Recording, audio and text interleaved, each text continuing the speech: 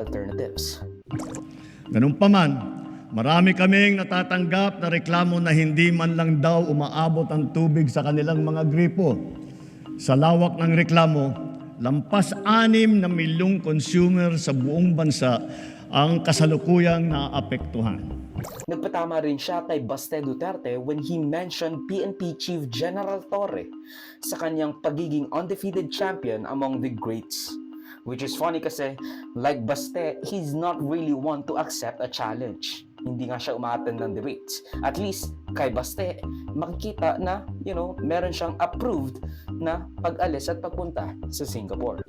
Sumut-sunod sila sa yapak ng ating mga kampyon at world-class na athlete tulad ni Senator Manny Pacquiao, ni Heidelin Diaz, ni Caloy Yulo, Ira Villegas, Nesty Petesio, EJ Obiena, Alex Ayala, ang Paralympian natin na sina Gerald Mangliwan, Sandy Asusano, Angel May Otong, at Ernie Gawilan.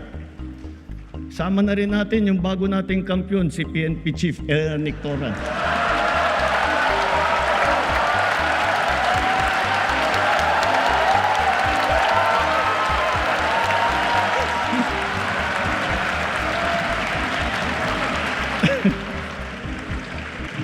Nagpasaring rin siya sa mga palyadong flood control projects, promising to audit every single one made and even are ongoing or even yung mga hindi pa natatapos or hindi na tinapos.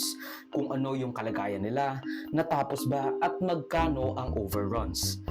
Ipopublish din raw nila ang mga report na ito for the people to see.